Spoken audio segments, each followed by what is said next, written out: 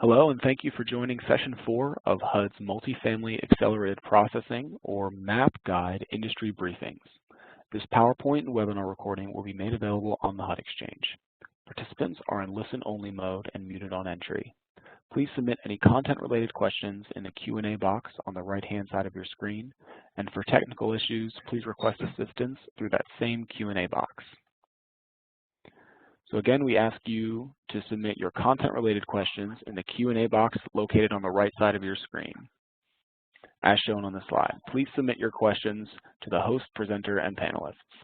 The Q&A section will occur in the final portion of this webinar. We will try to get to as many of your questions as we can. If you have technical difficulties, such as those related to the audio and visual of this presentation, please also use the Q&A box and send your message directly to the host. The host will work with you directly to resolve any technical issues. Our presenters today are as follows: Sarah Jensen, the Housing Program Environmental Clearance Officer, Dr. Peter Ashley, Director of the Policy and Standards Division at the House of Lead Hazard Control and Healthy Homes, and Kyle Hoylman, Chair of the ANSI and AARST Executive Stakeholder Committee. With that, I will go ahead and turn things over to Sarah Jensen. Thanks so much, John, and welcome everybody to our webinar today. The 2020 MAP updates make several changes to multifamily FHA radon requirements. Most notably, the updates remove the Zone 3 exemption for 223F and require 100% ground floor testing instead of 25% ground floor sampling. Today, we're going to go through MAP section 9.6.3 in its entirety. We'll cover big changes, small changes, and requirements that are unchanged. As John just mentioned, I'm joined today by two radon experts for today's webinar, and we will have time for questions at the end of today's session. Dr. Peter Ashley is going to start us off with an overview of radon health risks and some background on the science behind the two big radon policy changes in the MAP guide. Peter? Thank you, Sarah. It's great to be with all of you today. I'm trying to advance the slide here. Let's see. Okay, there we go.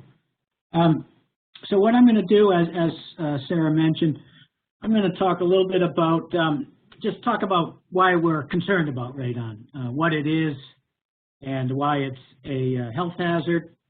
I'll go over these slides pretty briefly because we really want to save enough time to go over the MAP guide changes.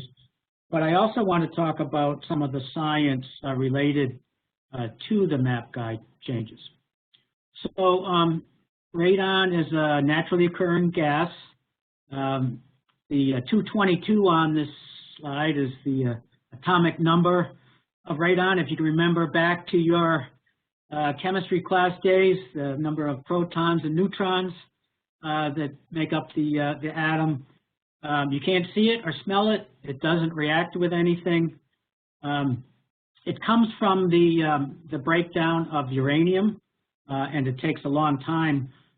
Uranium breaks down to radium, and radium over the years breaks down to form radon gas.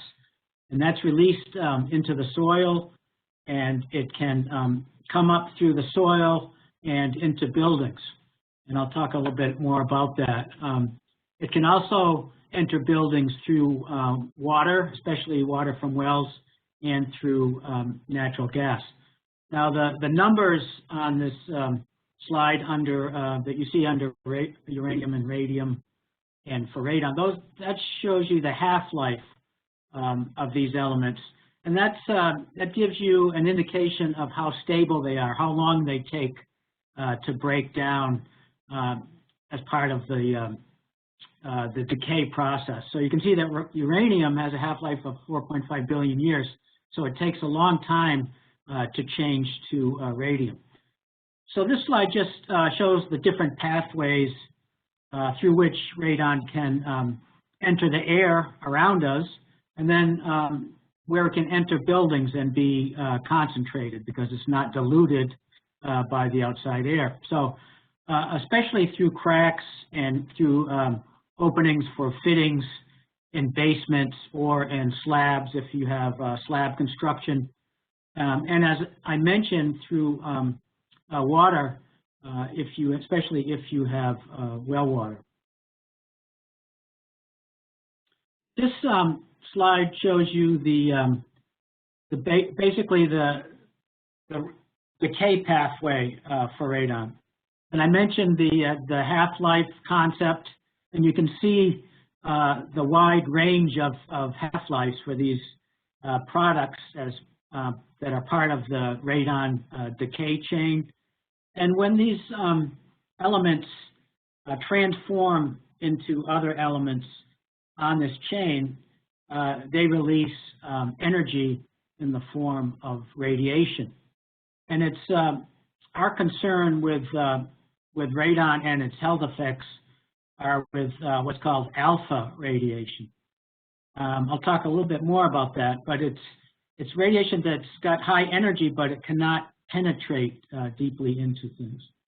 And the two, what we call daughters or progeny from radon that are the biggest concern with human health are polonium-218 and 214, and they're very short-lived, and they're actually very small particles, and they can damage tissues, lung tissues, when they release the radiation.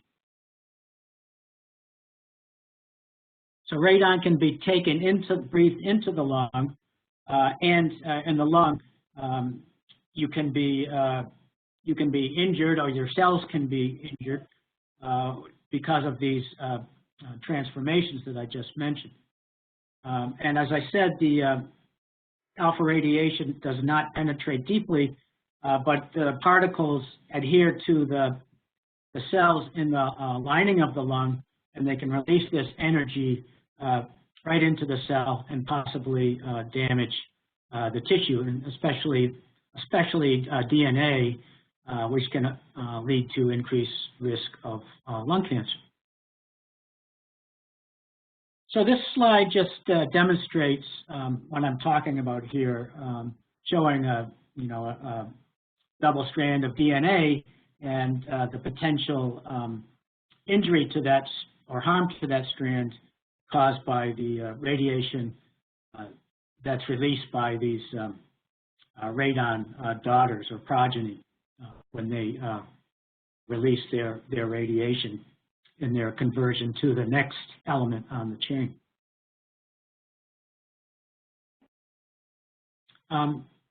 So what affects one's risk from radon? It's what you might expect. That is the level of radon or concentration in the air. The higher the level, the higher the risk. And also the length of exposure. So you're looking at the total dose over time. And also whether or not a person smokes. For smokers, the risk is multiplicative, so by a factor of 8 to 10 times. And even though EPA has established a benchmark for what is considered an elevated radon level, that's 4 picocuries per liter of air, there's really no completely safe level of exposure. So that's somewhat of an artificial benchmark, and the EPA suggests that people consider mitigating levels between 2 and 4 as well. So this slide just puts into context the estimated 21,000 annual cases of lung cancer that occur in the U.S. each year that are caused by radon exposure. So you can see it's up there. It's in the top 10 causes of cancer, and a lot of people don't realize this, for various reasons that we'll talk about today. But it's been hard. I'm an environmental health practitioner, and my colleagues and me, I've always had a hard time getting people's attention about radon because it's odorless, colorless. You don't feel its effects. It might affect you. There's a latency period, 6 to even up to 25 years after exposure. It can cause lung cancer. So, you know, with this delayed effect, and then when a person gets lung cancer, you can't relate that definitively back to radon exposure. So for all those reasons, it's hard to get people's attention. But it's a very serious risk, and there's a strong reason for controlling it. This is just another way to look at the risk. So at the current EPA benchmark of 4 picocuries per liter, it's equivalent to smoking about 8 cigarettes per day. And of course, higher risk as the radon level increases. I just wanted to talk a little bit about distribution of radon in the U.S. A lot of you probably are familiar with this radon risk zone map that was created by the EPA in the early 1990s. And it's based on a modeling using knowledge of the underlying geology of these regions in the U.S. And also some radon measurements. So both went into the modeling. It's useful, you know, to show areas of higher and lower risk, you know, from more of a big picture context. You can see states that have, you know, higher risk. If you look at Maine, you look at Pennsylvania, Colorado. So these states with the underlying, you know, granite containing bedrock in these cases will have tend to have higher uranium levels in the soil, translating to higher radon levels as well. And EPA created these zones based on the expected average levels of radon in buildings in these, or homes in these different zones. But I think it's very important to point out that the EPA has indicated that this zone map should not be used to determine if individual homes or buildings need to be tested.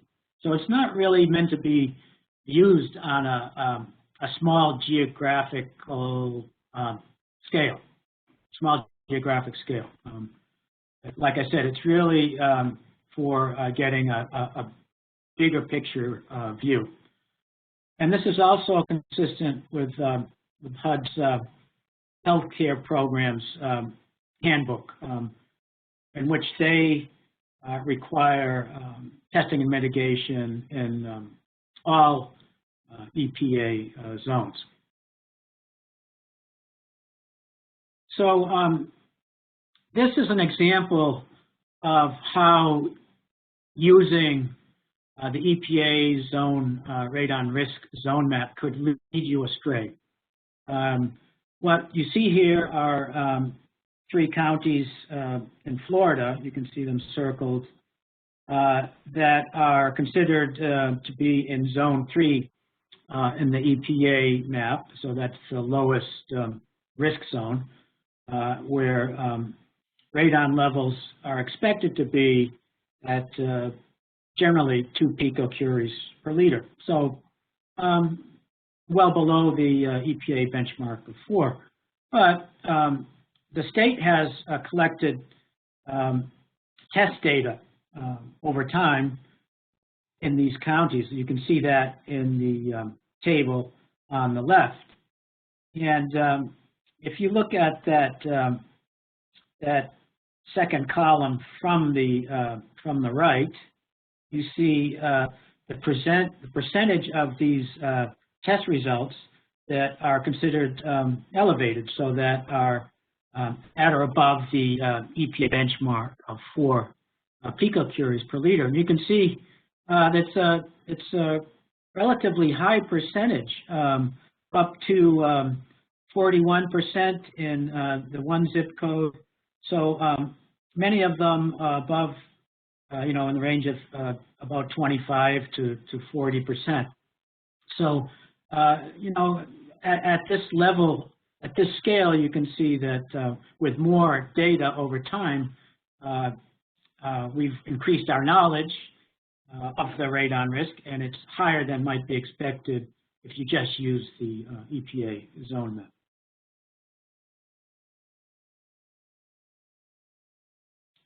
Next, I want to talk about a study that my office funded. We fund research on healthy homes topics, and including radon. We call this the Earth Study. The grant was awarded to Health Resources Incorporated that works closely with New York State Department of Health in terms of grant management, et cetera. So and function, the grant really went to New York State Department of Health. And what they wanted to do, what they proposed doing, is to assess the current requirements at the time they, applied for this grant in 2017. The current and varied requirements for ground floor or ground contact radon testing in multifamily buildings. So you can see those differing requirements here. Fannie Mae, 10% of ground contact units, same for Freddie Mac. HUD's requirement, HUD's multifamily program at the time was 25% of ground floor units needed to be tested. However, the national consensus standard, the ANSI-ARST consensus standard, the development of which was supported by the EPA, calls for sampling or testing of 100% of ground floor units. So what's the science say? So that was the question. And then this bottom statement in red is also important, that some states also required 100% ground floor testing in multifamily properties within their states. So the study collected data from radon professional organizations on 152 properties in 29 states, adding up to a total of almost 8,000 residential units. There were quality control criteria that had to be, that this data had to meet for it to be included in the study. So it wasn't a random sample, not necessarily representative of multifamily housing in the U.S., but it's a fairly large sample, and it's certainly indicative of, it can give us important information. So this table shows you the probability that you miss a unit, that this is the ground floor unit, that has a radon level at or above the EPA benchmark.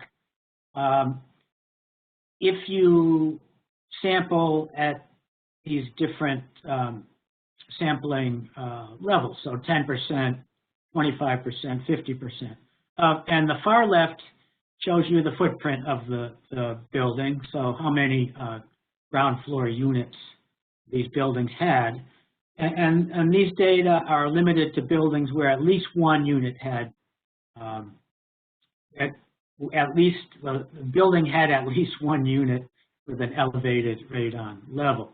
So you can see down if you're sampling 25% or 10% of units, there's a high probability that you're going to miss a unit that has an elevated radon level. You could, quite easily, and about for 25%, 1 out of 3 cases, you could miss a unit with elevated radon. And you can see that not until you get up to 90% sampling testing of ground contact units do you get where you're below 5% probability of missing that elevated unit. So this is, but you still, with some of these, this was developed through statistical modeling scenarios, so iterative statistical modeling. But you see that you're still up to 3% chance in some cases of missing that hot unit. So this provides pretty good evidence that the HUD requirement at the time of 25% was just not sufficient. So the researchers' conclusions are summarized here in this slide. I think the bottom two bullets are the most important. For all buildings, building sizes, 2 to 3% of units with radon above the benchmark would still not be identified when 90% of units are measured. So a measurement frequency greater than 90% is needed. Of course, the related conclusion is that the HUD's requirement at the time that 25% of ground floor units be tested would be inadequate to identify units containing 4 picocuries per liter or greater. And this, of course, would apply to the Fannie and Freddie requirements. Before I finish, I wanted to mention that recently the Federal Housing Finance Agency notified Fannie Mae and Freddie Mac that they would be working with them to update their radon standards, and they will have to meet the current national consensus standards, which basically is what, with the MAP guide update, is the requirement, current requirement of HUD's multifamily program. So with that, I'm going to turn it over. I'd like to thank these individuals for their assistance with my presentation, providing content for it today. Thank you very much for your attention. I'm going to turn it over now, I believe, to Sarah Jensen. Yes, thank you so much, Peter. That was an excellent overview. And for those of you that may have joined late, you just heard from Dr. Peter Ashley from HUD's Office of Lead Hazard Control and Healthy Homes. And my name is Sarah Jensen, and let me see if I can move the slide. Yes, I can. Okay. I'm the Program Environmental Clearance Officer for the Office of Housing at HUD. And for the next section of today's webinar, we're going to walk through each requirement of MAP section 9.6.3, letting you know when something is new or updated from 2016. I will be presenting the MAP policy, and Kyle Hoylman, who's the chair of the ANSI-ARST Executive Stakeholder Committee, will provide details and examples from the relevant radon standards. And he will also share information about upcoming standards updates. Let's start at the beginning with the radon report. So the requirement for a radon report is unchanged. The radon report includes results of the testing and details and timing of any needed mitigation. The report must be signed by a radon professional and must follow the requirements of the appropriate standard. Just a note that a printout of radon test results is not the same as a radon report. For most existing buildings, HUD still requires the radon report at pre-application or application. For new construction or existing buildings with substantial rehab or conversion where early testing is not feasible, a radon report is not required at application, but instead required after the testing has taken place. And Kyle will provide examples of when early testing is not feasible later in the presentation. Multifamily housing already made this general policy change via the November 2018 Radon Technical Updates letter. The MAP updates now specify that the Radon report should be submitted at final completion inspection. Several people have asked about phased new construction projects. For phased new construction projects, HUD will require the Radon report at the final completion inspection of the final project phase. For earlier phases, HUD will accept the pressure field extension evaluation results, which are already required under the CC 1000 standard, for each building in lieu of the Radon report. This approach gives HUD confidence that the Radon system was installed correctly and can be turned on if needed, and allows lenders to send Radon professionals out once to the site instead of multiple times as each phase is ready for occupancy. This guidance will be included in the March 2018 reposting of the MAP guide. So some more comments on the Radon report. HUD does not require the Radon report with the application for new construction, but does require that the Radon mitigation system be included in the architectural plan. HUD relies on the project architect, but encourages that architect to seek technical advice from a Radon professional if needed or if required by the relevant standard. Please note that if there's an issue with either the design or the implementation of the Radon system, any needed post-construction Radon mitigation must be complete before final endorsement. There are several upcoming ANSI ARC standards updates, and Kyle will talk about them as we move through the webinar. Right now, I'd like Kyle to comment on coming updates to the CC 1000 standard. Kyle? Sure, thanks, Sarah. So as part of planned harmonization to the full suite of standards maintained by ANSI ARC, CC 1000, which is the passive soil gas control system standard for new construction, will be updated to harmonize with the measurement and mitigation standards to include the definition of qualified professional and the requirement that the qualified professional supervise all activities. And in the example of CC 1000, those activities would include the design, installation, as well as the PFE, performance evaluation. Anticipated publication date for the harmonized standard is Q2 or Q3 of this year, and then an effective date of 6 months. So we're looking at publication mid-year with an effective date towards the end of the year, Sarah. Okay, great. Thanks, Kyle. So as Kyle noted, this is a little ways out before it's the requirement.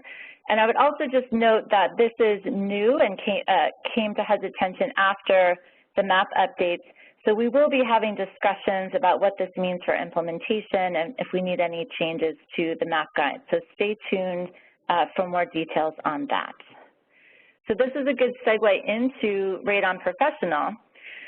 There is no change to this section of the MAP guide, but as a reminder, HUD requires the Radon professional to have a national certification and a state license or certification in states that have that requirement.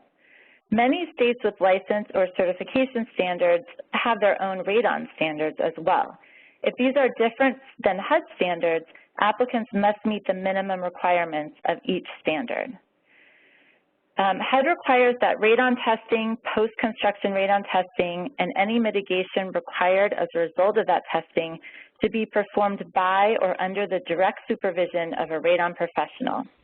We know that restrictions due to COVID-19 can make this difficult. So Kyle is going to discuss accessibility options for COVID within the current MAMF testing standard. Yeah, and actually, Sarah, one other item just to clarify. Peter had mentioned the state requirement, some states requiring 100% ground contact before the 25 screening was updated. So just a quick discussion on that. What is the radon professional required to follow? So we have the MAP guide policy versus any applicable state laws or regulations. And the answer is the radon professional is required to meet the minimum requirements of both. So a perfect example would be Illinois in 2013 when the original policy was pushed out. Illinois had a requirement for 100% ground contact testing. So the radon professional needed to meet that minimum requirement, whereas the requirement with HUD at that point through the MAP guide was for 25%. However, the MAP guide points to the ANSI standard, which required 10% upper floor testing. At the time, Illinois did not require that, so the radon professional needed to meet that minimum requirement. And that's how the standards are applied on a state-by-state basis. The minimum requirement of the policy or the MAP guide, as well as the minimum requirement of the state law or applicable regulation. And as you said, just a quick example of some accessibility options that came up during the pandemic. So the challenge was we're not able to get into certain sites. Access is an issue. As you all know, radon, you place the device, you wait a couple days, and then you retrieve the device. So we have two entrances into the residence. The actual standard supports the solution, and this is an existing section of the standard. And basically, there's two components here. The first component is, as Sarah mentioned, the testing needs to be done under the direct on-site supervision of the qualified radon professional. However, that radon professional can mobilize to the site and can utilize non-qualified persons for measurement. These folks can assist in the placement and retrieval of devices. The requirement would be to name and record the qualifications and the project-specific QC documentation, as well as to develop a specific work plan for that particular project. In practice, next slide, Sarah. The way that would work would be the radon professional would develop the testing and the QA plan as they normally would. The qualified professional would mobilize on site and provide that training on the deployment and retrieval to the non-qualified persons, document that, have it signed off on for the project-specific QC plan, and then that professional is on site. So if something comes up, they are there to answer and respond to any issues that arise. That allows the devices to be logged, and most importantly, the chain of custody to be maintained by the qualified professional. And then the back end of that is just the same. So the radon professional would review the results and develop the report for submission. So there is a viable option for accessibility issues when they arise. A couple notes. The practice, we're aware that this practice takes place of utilizing non-qualified personnel is not permitted unless the radon professional is physically on the project site to provide that supervision. And then the last thing would be, obviously, this approach would need to be verified with the state that the property is located in, just to make sure that there's not a minimum requirement of some sort that would prevent this approach. At this point, I'm not aware of any state. This practice has been utilized quite frequently, and we really haven't seen any issues with this approach. Okay, great. Thanks, Kyle. Now let's move on to exceptions to the radon report. So there are two changes to this section of the MAP guide. So Peter Ashley has already discussed why multifamily removed the exception to radon testing for 223F projects in EPA Zone 3. The second change was to tie testing or mitigation exceptions from a radon professional to the relevant state or ANSI-ARST radon standard. So before I hand over to Kyle to provide some examples from the standards, I want to note an exception that has not changed from 2016. It is still the policy that a radon report is encouraged but not required for 223A7 applications. So Kyle, will you walk us through some examples? Sure. So some examples of exceptions. Obviously, if the testing has been completed within 1 year of your application submission, that would be a valid exception. Properties that have a current OM&M program that would be compliant with the standard, I could see that being a valid exception request, because those properties are being maintained with regular monitoring that's ongoing. Another exception example on the testing side would be wood frame construction on a raised open air platform or foundation. A lot of you might ask, well how about garages under the building? A lot of times you see when you run into that, South Florida is a perfect area of the country to talk about. The reason that we're not accepting that is because radon emanation, it's actually coming from the building material. The buildings are more tightly constructed with a lower air change rate, and therefore we end up seeing not problems coming from radon intrusion through the ground, but we end up seeing issues with radon emanation from the building material. So that's why we wouldn't see an exception for that. With mitigation, it's pretty straightforward. Either mitigation is required or not. So there's really not an exception to say that any instance of mitigation being required from testing would lead to a valid exception. However, in the new construction, there is an exception for fully ventilated garages. We run into that a lot. It's actually section 4.8 of the standard, and it points to ASHRAE 62.1, which is a standard to verify the pressurization of enclosed spaces surrounding the garage. And that would be run by the engineer and then recorded by the qualified radon professional. And again, just to note, as Sarah said, these exceptions under the new guidance must be documented in writing by the radon professional and refer to the applicable section of the standard. All right, thanks. So let's move to testing protocols. This is another area where there's a big change.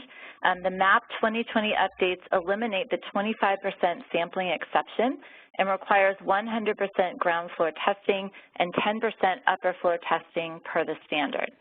So Peter has already discussed the results of the earth study and the additional protection this will provide residents. I want to add that this change will also eliminate a lot of confusion and delay regarding retesting when the 25% sampling reveals elevated radon. And that brings me to the next point. Section 9.1.1d of the MAP guide states that HUD requires the most recent addition in force or superseding document for all standards. That clause means that we don't have to keep repeating or latest addition whenever we cite standards. So as Kyle's mentioned, coming soon are some updated standards, including an updated MAMF testing standard. And that standard will include clear guidance on the number of valid measure results for building characterization, among other helpful updates. So Kyle, can you walk us through and also give us an idea of the timing of that update? Sure. From a timing standpoint, you noted that the revision is March of 2021. So the publication date, the standard has actually been published, and the effective date of that is 6 months from the publication date of the standard. Now, as far as adoption or field adoption of that, the contractor would really have the opportunity, subject to state requirements that wouldn't prevent this, but the contractor would have the opportunity to adopt the new standard prior to the effective date. In this instance, the effective date will be September of 2021.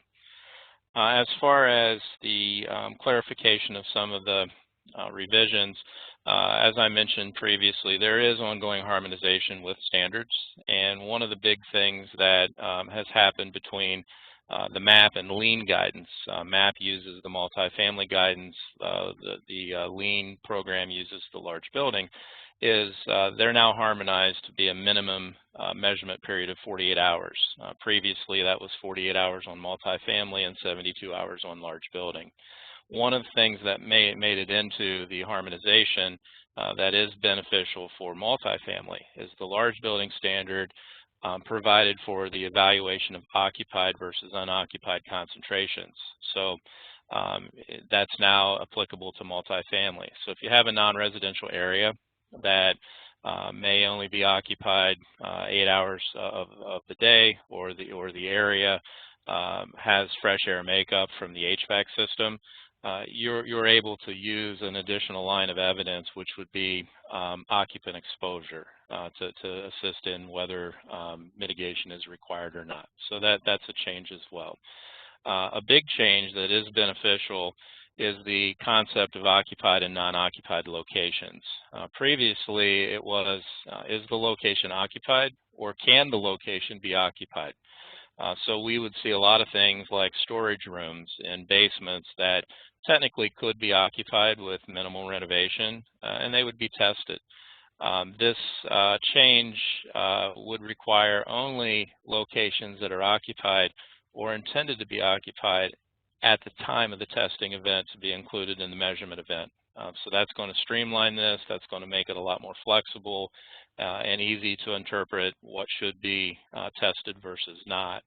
And the caveat here is, of course, if locations that were not occupied or intended to be occupied at the time of the testing event do become occupied in the future, the recommendation is that they be tested prior to occupancy. So that's a pretty significant change that is beneficial to characterizing buildings and moving forward. Disagreement in measurement results. It's not uncommon to see measurement results that will come back based on seasonal testing or differences in environmental influence. And this was previously as a QC item, but now has made its way into the standard. And that's when the higher result is above the action level and the lower result is below the action level. And when that higher result is 2 times greater than the lower, then additional testing is required unless you're choosing to proceed with mitigation. So if you go out today and put a test device in and it's a 4 point or an 8.0, and you would come back in 3 months and do a follow-up, and the follow-up came back at a 3.0, instead of just simply averaging those and saying mitigation is required, you would have the option to say, well, the 8 is 2 times higher than the 3 is below the action level, therefore we're going to take a step back and maybe do some additional diagnostic testing to make sure we're mitigating something that actually requires mitigation.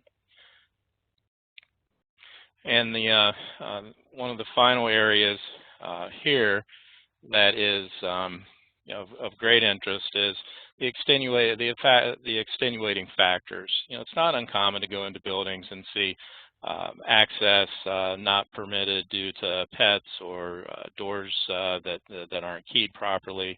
And so this is a departure that, again, is another benefit. So it recognizes that extenuating factors do come up, and instead of just saying, hey, these things have to be retested, or providing some arbitrary guidance to that, there's now clear guidance.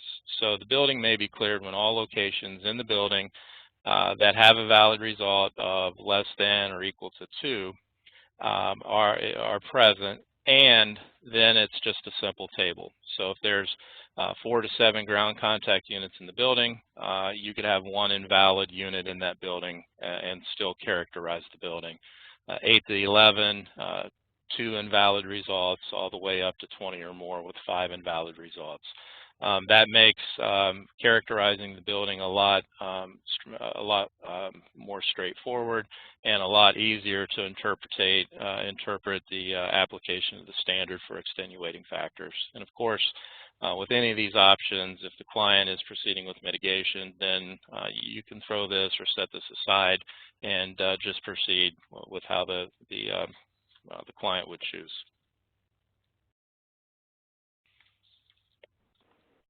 All right, great. That sounds like that would be really helpful. Occupant notification, this section is unchanged. So just to remind you, the MAP guide still requires occupants to be notified for testing and also informed prior to and after mitigation activities. Okay, mitigation standards. Another reminder, we've already said this, but the MAP guide requires the use of the latest standards, and another of the coming standards updates is the Radon mitigation standard. So Kyle, will you walk us through a few highlights? Sure, a couple discussion points here, Sarah. The publication date for this standard is also March, so you'll have an effective date of September.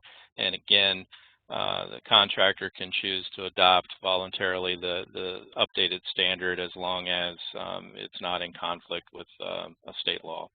Another item that is coming up more frequently is the use of this standard for chemical vapor intrusion or vapor encroachment. And so yes, this standard is harmonized for that. So those of you who run into those issues and have those questions, the ANSI R standard does include provisions for vapor intrusion related to mitigation and ongoing operation, maintenance, and monitoring, and that would be an appropriate standard to apply to mitigation. I think the other question is, can you use a radon mitigation system to mitigate chemical vapors? And the answer is yes. A radon mitigation system is basically a vapor mitigation system, unless you're dealing with an explosion-proof type of contaminant. And then there's some special provisions, but again, those provisions are covered in the standard. So entirely appropriate when you have a chemical VI issue to apply the standard to that. As far as harmonization or new updates, there's really nothing new. Next slide, Sarah. There's nothing new. I just want to reinforce a couple things, and I'll do this quickly in the interest of time. This is an existing requirement within the standard, and that is a diagnostic test, also known as a pilot test, to go along with the building investigation is required, as well as a system design, and that's prior to mitigation. So the whole concept of worst case scenario budgets, the firm budget is what you're looking for, and in order to have that, you have to have a pressure field extension test that's required. Although you can use like structures on the same property to utilize the same data. So if you have 3 different building types and you have 9 buildings, you can do your design on those 3 like structures, and that would meet the requirement. And then I would point out that a design is actually required. So the design would include the routing, the location of the components, and other mitigation components. So that's an existing requirement that does not change, that always isn't adhered to in the field in my experience. Another existing requirement is the active notification monitor, and it's required, and the purpose is to alert occupants or responsible parties of potential system failure. And that notification must include one of the following: either an audible, a visual, or a telemetric notification of some type. Next slide, Sarah. This is a beneficial enhancement to the standard, and it is an existing. But in buildings where you're not able to find acceptable discharge points, there is guidance for that, and we'll see how that comes into existing mitigation systems here in just a moment. But you are permitted in the multifamily standard to discharge below the edge of the roof, as long as all the other requirements of Section 6.4 are met. Those requirements are separation from operable openings into the building and separation from occupant exposure, like venting directly onto a deck, things like that. So if you have the inability to comply with 6.4 and you're located, you can't discharge above the point of the roof because it's a flat roof and there's an occupant exposure issue here, or the edge of the roof is 20 feet, then this basically applies. So the exhaust point would have to be greater than 20 feet above grade. And then the only additional thing here is, instead of testing the ground floor for clearance, or in addition to testing the ground floor for clearance, you would also just test the occupied location that immediately adjoins the exhaust point. So some more flexibility in application of the standard for multifamily buildings here. Next slide. Just briefly, electrical. I put this in because we run across this a lot in the field. Exterior buildings are, your disconnect needs to be within 6 feet in line of sight of the fan, whether it's on the exterior or the interior. You can see the rightmost picture. There's your conduit, the gray, and you've got a closed service disconnect. So that's a compliant system. When outdoors, you need the conduit, and there are no plug disconnects permitted. You can see here on the left, the bottom left, that would be a violation of the standard. You've got non-conduit and no service with disconnect. And then you can't chase through system piping. So the top left would be a violation of the standard. You can't run through the conveyance pipe and plug into an outlet. And then the other is when the building is mitigated, it's really, you can't tie directly into a specific unit. Most states prohibit that practice anyway. And the last thing here is just the, upon completion, there is a PFE recording that's required by the standard. And again, this is an existing requirement. It's not an update. And the reason for this is just to make sure that the design that you were required to complete in step 1 actually is verified to function correctly on the back end of the project. And then again, just a note, if your exhaust point is below the edge of the roof, you would also need to test that adjacent area. All right, thanks. And as John noted at the beginning, these slides will be available, and so they'll be a good resource when they're posted along with the recorded webinar. So let's move to mitigation timing. We actually did not intend to make a change in this section. So mitigation for new construction and sub-rehab must be complete before final endorsement, so the same as in 2016. I've highlighted final endorsement in red because the December 18th, 2020 MAP Guide version says something else that is not correct, and this will be fixed in the March 18th reposting. So remember that we want the radon report at final completion inspection, and the radon report must include the mitigation details.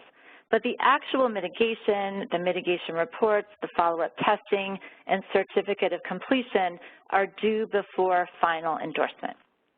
Also unchanged is the mitigation timing requirement for 223F projects.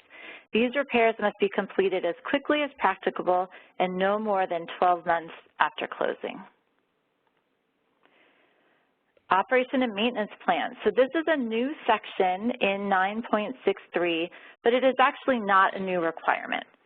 HUD requires an operation, maintenance, and monitoring plan completed under the appropriate ANSI-R standard for any mitigation project and for any existing active mitigation system present on the property.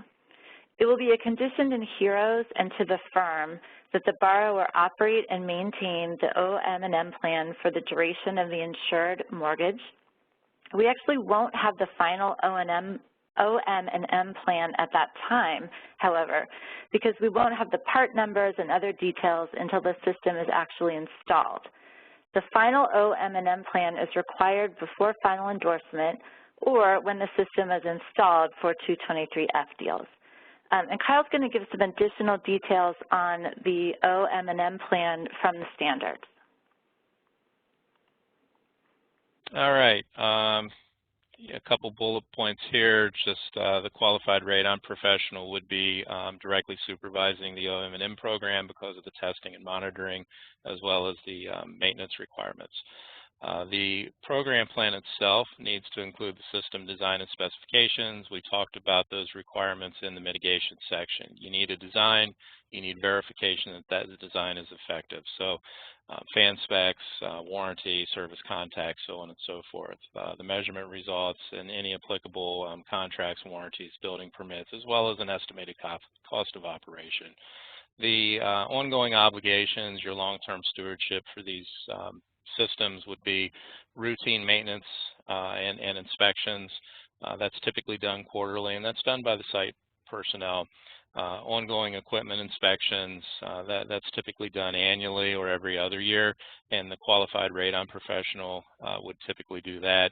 Non-routine maintenance items on an as-needed basis, and that's typically done by the site personnel under the supervision, general supervision of the radon professional. And then finally, the monitoring or the measurement. It's 2 years for any location on the mitigation plan and 5 years for the property. So that would be the OM&M requirements for the MAP Guide. Okay, great. Another new requirement for 2020 is a section on existing mitigation system. It requires that all existing mitigation systems be evaluated to ensure they function properly, and if needed, corrective action must be taken by a qualified radon professional. So I've received a number of requests for clarifications on this new requirement. So first, you can evaluate the system against the standard under which it was installed or the current standard. To use the older standard, you must have documentation confirming which standard, was it ASTM, was it ANSI ARS, and which version. If you can't find that documentation, then you need to do the evaluation against the current standard. And you might actually prefer to evaluate against the current standard because it offers that flexibility and design that Kyle just went over, and I think we'll talk about again in just a minute. A little bit more on the guidance. So if any systems are defective, they must be fixed. No units may have radon over 4 picocuries per liter, and the system must have an associated OM&M plan. So Kyle, you want to talk a little more about this reevaluation? Sure. So when we have existing mitigation systems at the property, it just has to be evaluated to, as Sarah said, the standard that was used. From a practical standpoint, that's probably not going to happen. That documentation tends to be hard to come by after the fact. And as Sarah mentioned, the new standard is much more beneficial and flexible from a discharge standpoint. And here's just a couple things. The left here, that would clearly be a deficient standard or a deficient system that would have to be modified as part of the project. It's blowing, right out. There's actually, you can't see it, but there's a child's playground on the other side of those bushes. The middle, you can't really tell the discharge point, but it's right under the gutter. You can see the little outcropping there. You've got 3 issues here. You've got a mechanical ventilation inlet, you have attic ventilation, and you have occupant exposure on the deck, as well as the potential for re-entrainment. So that would be another example of a deficient system that would have to be corrected as part of the project. And the rightmost, if this building was 3 stories in height and this mitigation system was moved down, so it's not within 10 feet of that upper window, then there's the flexibility I'm talking about. Under older standards, this would be deficient. But again, using that approach, and I just didn't have a good image to throw in here, if this would be a 3-story building, as long as that's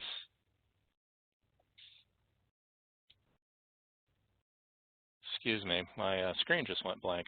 As long as that would be 20 feet in height, there's an example of that flexibility afforded by the new. So we could simply document that, implement the OM&M plan, and move on with the project. Thanks, Kyle. Did your screen come back, or is it still blank? Nope, I've got it back. Okay, good. Okay. So cost estimates, this section is not new but has been updated. So HUD requires that the lender provide the cost estimate for both the mitigation and the ongoing OM&M costs. And this new section also clarifies that we need the mitigation design and firm budget prior to initial endorsement, and this requirement includes 223Fs, which is a good segue to the next section, which is all about 223Fs.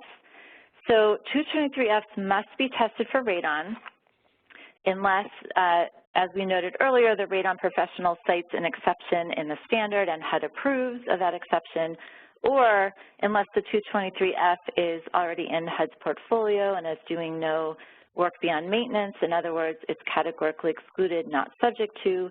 But remember that HUD still encourages radon reports in that scenario. There's no longer a Zone 3 exception for 223Fs. The testing must be done within 1 year of the application submission, unless the project opts to go directly to mitigation without prior testing. And HUD will use the radon report date as the date to check that compliance. Sub-rehab and conversion. Sorry, before I get to that, let me just say a note about mitigation. Mitigation for 223F follow the mitigation section that we've already discussed and includes post-mitigation testing. And one thing that the MAP guide notes, and I'll just highlight again, is that extensive radon mitigation costs might take your application above 223F program cost limits, in which case you would need to proceed under the substantial rehabilitation program. And this is one of several reasons why we need that cost estimate prior to initial endorsement. Okay, now moving to sub-rehab. Again, all sub-rehab and conversion projects must test for radon. But the timing of that test may vary based on whether early testing is feasible or not. And mitigation must follow the mitigation section we already discussed, but there are two possible pathways here too. So one pathway is where mitigation is built into the project design, and the second pathway is when mitigation is not built into the project design. So Kyle, this can be confusing, both of these, the early testing and how you incorporate mitigation can be confusing. So Kyle's going to walk us through some of these scenarios, starting with early testing feasibility. Yeah, and this is one of the areas that we see a lot of confusion with, and unfortunately, a lot of times that confusion results in unnecessary testing by the client. So just to determine the process here, the first thing is determine the feasibility of early testing. So early testing is feasible if the scope of rehab does not impact the building envelope or mechanicals. Your typical gut rehab, early testing is not going to be feasible. So what are the building envelope or mechanical items that we'd look at?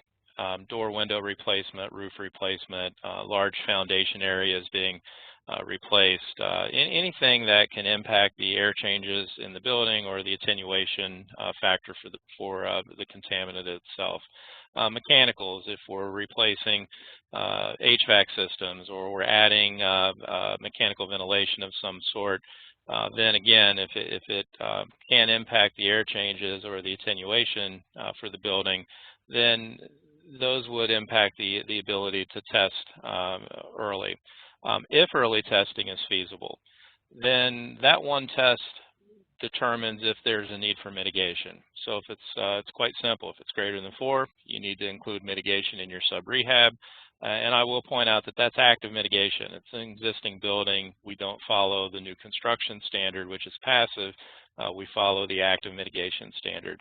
If it's less than 4, there is no additional action required. And what that means is you don't need to test now.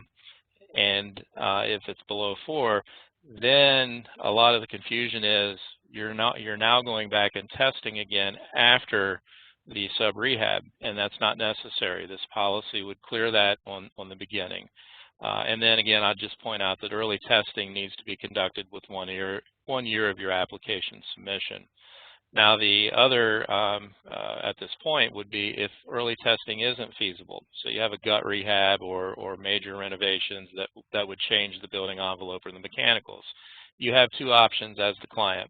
You can voluntarily implement mitigation into your project. And again, that's active mitigation. It's an existing building. And you would follow through with that with your post-mitigation measurement and your OM&M program plan because you have active mitigation ongoing at the building. The other option is to roll the dice and to not implement mitigation into the project at all. If you go that route, then the post-rehab measurement would indicate if there's additional mitigation that's required. And if so, that mitigation would be retrofit. Sometimes that might not be aesthetically pleasing. It might go against what the client wants for the building. And so that's a lot of times why we see voluntary implementation of mitigation.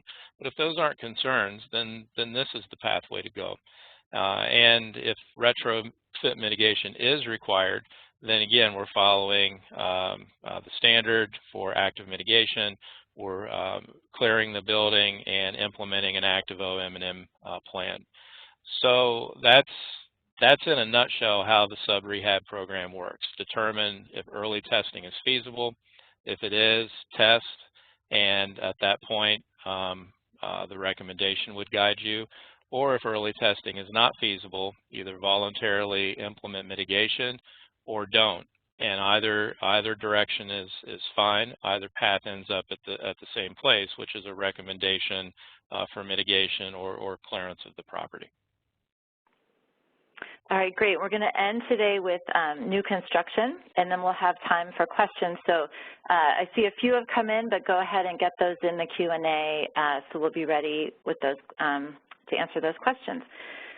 So all new construction projects must follow radon-resistant construction requirements, unless that one exception, or there may be others, but Kyle gave one exception from the standard earlier in the presentation. As we noted before, post-construction testing is required prior to final completion inspection. If the testing results are over 4 picocuries per liter, the project must activate the mitigation system. And if that doesn't solve the issue, the project may need a retrofit mitigation, and that must be complete prior to final endorsement. So I think, Kyle, you're going to close us out with some, walk us through the new construction standards. Yes. So a couple discussion points there. There are 2 standards. There's the large building, multifamily large building standard, which is CC 1000. That's going to apply to 95% of the multifamily projects. But the option to use the single family CCAH standard does exist as well. And an application of that would be maybe a senior living facility that's going through the multifamily program that has a large building. You would use CC 1000 to design that, but then around that there may be 35 villas, duplex buildings. You would have the opportunity to use CCAH for that, which are slightly different requirements. So just keep that in mind. And again, underscore here that the new construction standard fully harmonizes chemical vapor intrusion, so your mitigation and your OM&M requirements would be included within that CC 1000 passive soil gas control standard. As far as clarifications, I think we just want to talk about the exemption, and that goes back to ASHRAE 62.1.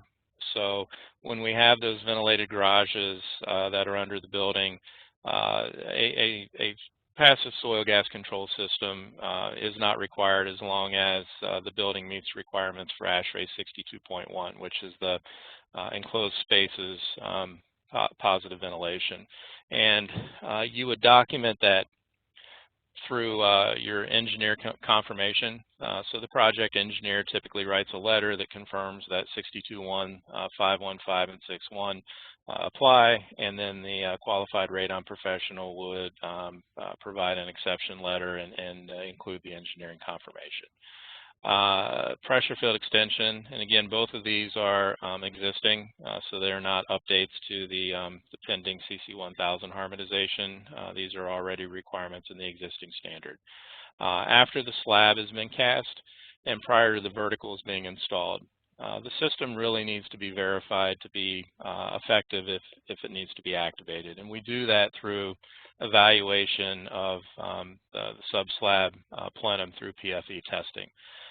That testing includes connection of the fan to the exhaust risers and measurement of the induced vacuum at predetermined slab points. And that is required at each exhaust riser on each foundation.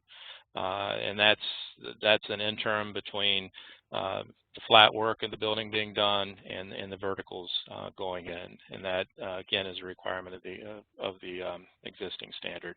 And then those would be recorded, and as Sarah mentioned previously, that would be able to be used in lieu of testing on a phased approach. So a little more flexibility there for you as well. And then the final is just the OM&M program plan requirements for new construction. So what goes into the OM&M plan? It's your system design and specifications. If you have an active system, then you would include your fan specs overall your system design, your warranty information, your measurement results, all of your PFE evaluation results for subslab for each building would go in as far as your performance testing. And then again, all of your contracts, and if you have an active system, then your estimated cost of operation. Your long-term stewardship obligations would include your routine maintenance and inspections, and again, that would be if the system is active, and that would be done by existing site personnel. Your ongoing mechanical inspections if you have an active system. Your routine and non-routine maintenance inspections on an as-needed basis if you have active systems. And then finally, your monitoring requirements. If you have a passive system, the first step of your OM&M is to do your seasonal verification. So if you constructed it and tested it in August, that's a cooling season.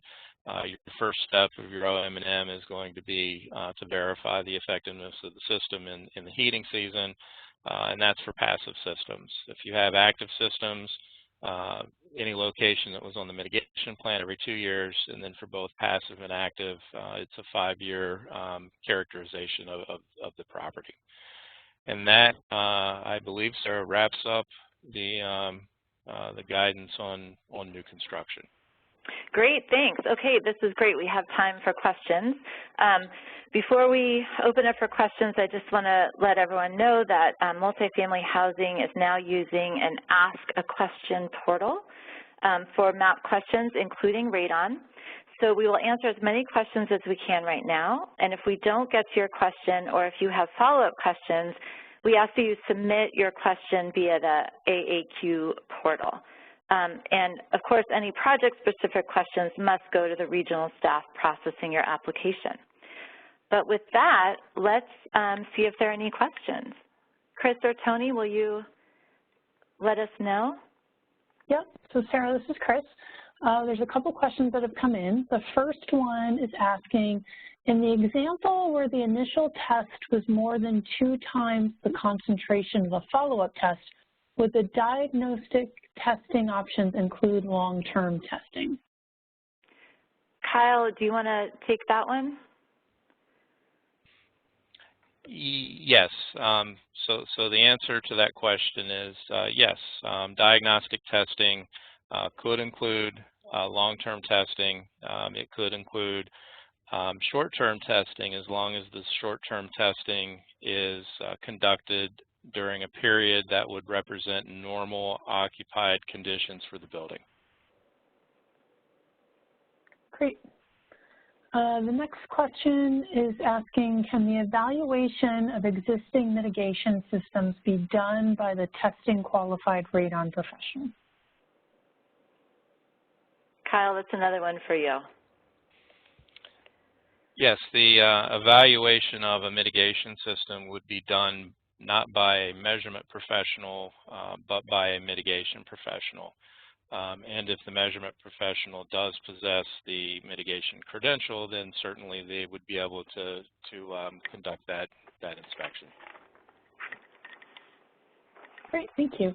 Another question is asking, what about the use of 91-day long-term testing if short-term testing is over the action level?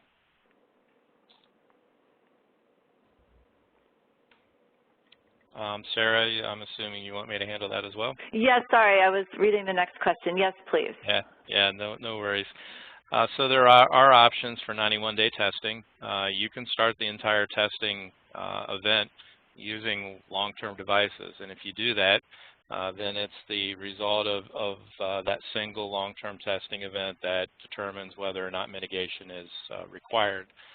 Using the extended testing protocol, which is the one that's most utilized for multifamily, if you were to put out your initial test, and your initial test was short-term, and it was above 4 but below 8, then you have the option of following up with a long-term test. In that instance, the long-term test would solely determine whether mitigation is required or not. Another scenario that we see happening frequently, which isn't permissible, if you put out an initial short-term test, and that's above 4, and you follow that up with another short-term test, and you average, as the standard would have you do, and it's above 4. That is the recommendation at that point, and the recommendation is for mitigation. The ability to retest using long-term devices is not permitted in that scenario. Great, thank you. Sarah, I can answer this next question. They're asking about the AAQ and if the response provided is going to be provided to the email where the question comes from, or is it going to be posted on the AAQ page? So when you use that AAQ system, the answer is provided directly back to the person who wrote into the question pool. So it's not published publicly. It's sent back directly to the person who writes the question. HUD is going to use those questions to determine if there's any trends. Are there any topic areas that people are really confused about? Maybe more training needs to be provided, maybe more guidance. So they will be using the questions that come in to determine if any future needs or products that need to be developed could be done from that. So the next question that's come in, they're asking, is radon testing required on a 241A? I can take that question, and thanks for answering the AAQ question. Yes, the radon requirements apply to the 241A, and they would follow the substantial rehab guidance. Great. Another question that's come in is they're asking, if there is a radon system or systems, should the minimal electrical cost to run the systems be included as an operating expense? Yeah, yes. So the MAP guide does spell out that, we want the cost both of putting in the mitigation and the long-term costs of the operation, maintenance, and management plan to be included. And so, yes, that should be included as an operating expense. Okay, and then the follow-up question to that is, should the replacement of the fans be included in the 20-year R4R?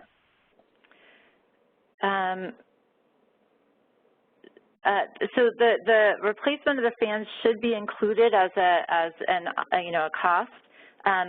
Zach, I don't know if you want to comment on whether that would go in the R4R, or if we want to answer that separately. Yeah, that question is out of scope for this particular panel.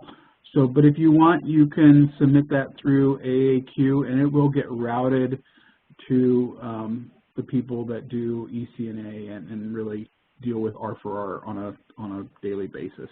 Thanks. Thanks, Zach. Great plug, Zach, for the AAQ. Okay.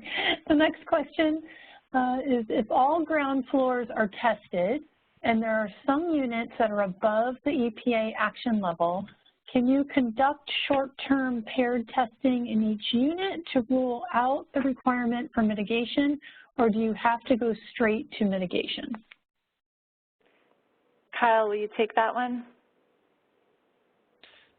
Yeah, I'm not sure exactly what the person is looking for exactly, but I'll answer it to my interpretation of the question. So if you've completed the testing cycle, so you've done a short-term test, let's say you had 10 ground contact units and 3 of them are above the action level.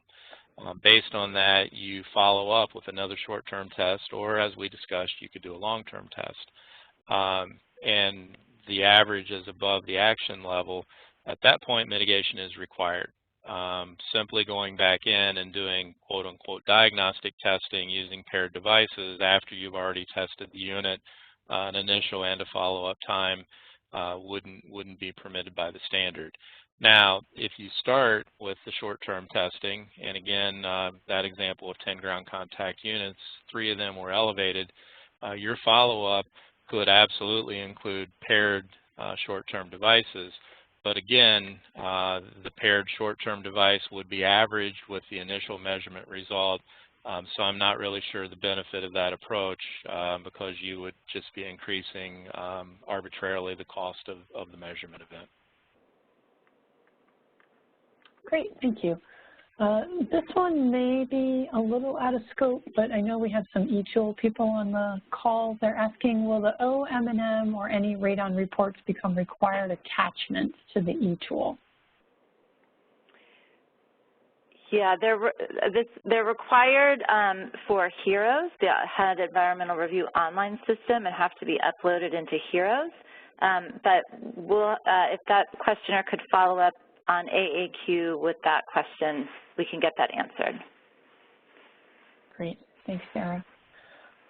Somebody's asking, can you clarify rooms not intended for occupancy at the time of testing, such as lobbies, game rooms, laundry rooms, et cetera, do not have to be tested for radon? Is that correct?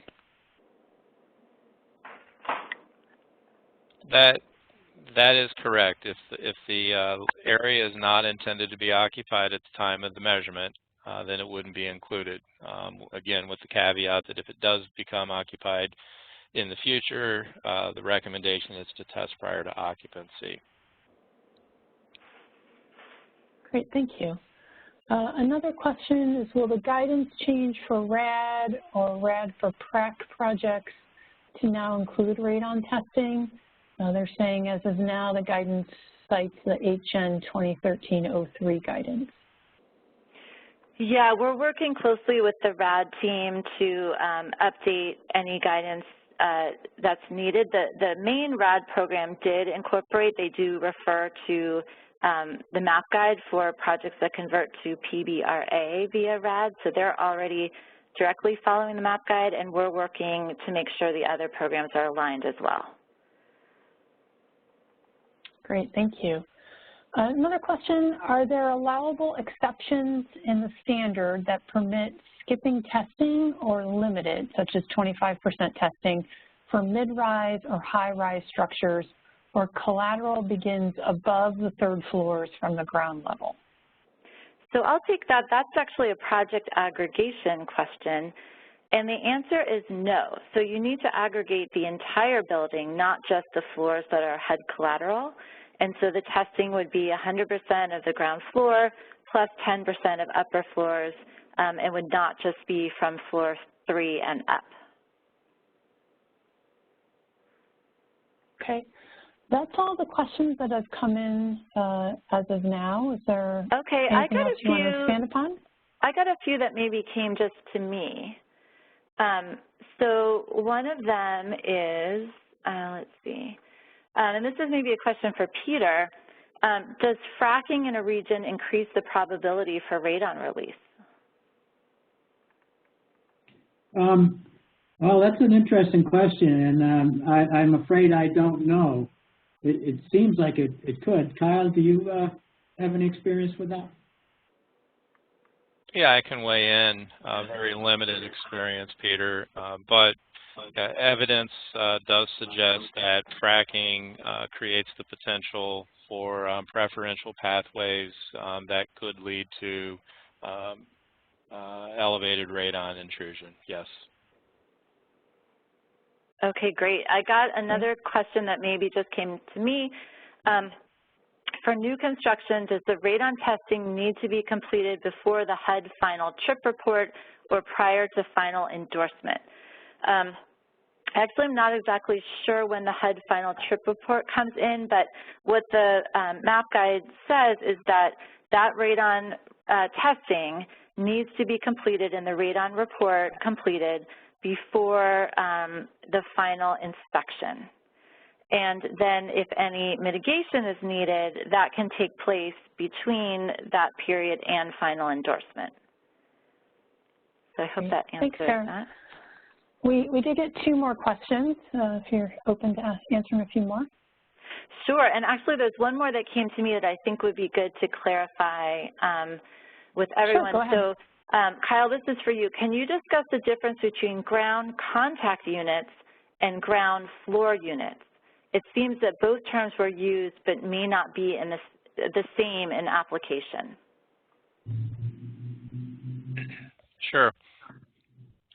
So a ground contact unit is any location that is in contact with the ground versus a ground floor would be typically the lowest area of the building. A couple examples, if you look at a basement with a first floor that is partially below grade, both the basement and the first floor would be determined to be ground contact. So your approach there would be 100% of the ground contact areas that are occupied or intended to be occupied in the lowest level, as well as 100% of the areas on the first level that are in contact with the ground that are occupied or intended to be occupied. Great, thank you. That was one of my questions too. All right, we have another Kyle, question. Can I just do a follow-up on the related, but the question about laundry rooms, game rooms, lobbies, wouldn't those be considered occupied spaces, or can you clarify? We don't just mean where people sleep, right? Sure. For purposes of the standard, occupied is defined as an area of the building that is occupied more than 4 hours each day, or intended to be occupied for that period of time. So when you look at anywhere where that occupied area might be, it could be a game room if it's occupied typically for 4 hours or more, because that meets the requirement. If it's a laundry room, typically that's not occupied, and it wouldn't be tested anyway under the guidance. But let's say it's a storage room. Again, the storage room under the previous standard, if the storage room was able to be made occupiable through minimal renovation, meaning is it in the building envelope and is it conditioned, then it would be tested. Under the revised standard or the updated standard, that room is not occupied frequently. It's not intended to be occupied at the time of the measurement, and therefore it wouldn't be included in the measurement plan. Great, thank you. Another question that's come in is, how is the tenant notification to be conducted? So the MAP guide basically defers to the standard on that, so I will defer to Kyle on this question. Sure. Notification, there are two types of notification.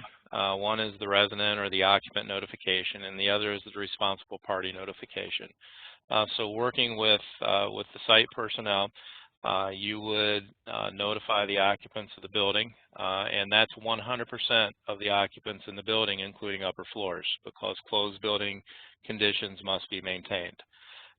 So every single occupant in every single unit in every building at the property would receive, prior to the device being deployed, whatever the state requirement might be, minimum of 24, 48-hour notice. The standard recommends prior notification as well. That goes out, and that notification would include the deployment period for the devices, as well as the conditions that need to be maintained. In addition to that, the responsible party, typically the property manager, would also acknowledge that these conditions need to be maintained during the measurement event, and they're going to sign off that they will make a reasonable or a best effort to assist with maintaining those conditions. But a big point that comes up frequently, a good question, is who needs to be notified? And the answer is every unit in the building that's occupied needs to be notified, whether it's included for deployment of a test device or not. Great, thank you. Just a couple more questions, and we only have a few more minutes left. They're asking, under the new MAP guides, are you allowed to submit with follow-up testing radon pending and assume worst-case scenario for the cost of the mitigation in your non-critical repairs?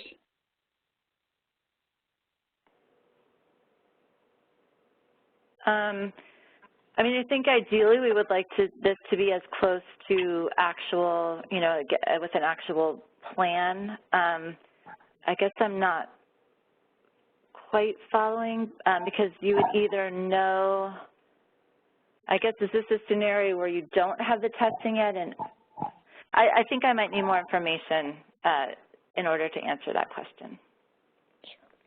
Yep. So the person that wrote that in, please go ahead and add that to the AAQ system, and we'll get you an answer. The last question, because we're coming to the close of our time, we're asking if you could just readdress the comment about the percentage to be tested if the first 2 floors are a hotel or a commercial area and the residential units do not start until the 3rd floor. Yeah, you would aggregate the project together, and your radon plan would be for the building as a whole. So it would be, you know, following the 100% ground floor testing and then 10% upper units. I think in that scenario you want to make sure that a lot of your 10% units are in the HUD collateral, but other than that you would follow the standard for the building as a whole. Great. Well, thanks, Sarah. That's all the questions that have come in. If you want to wrap this up. Yes, thank you, everyone. Thank you so much to my 2 co-presenters, and thank you, everyone, for attending. And please, you know, use the Ask a Question, and we look forward to hearing from you. And thank you, ICF. Thank you for attending this webinar. We hope you have or will register for the 5th session of the MAP Guide Industry Briefing Series. Thanks so much, everyone.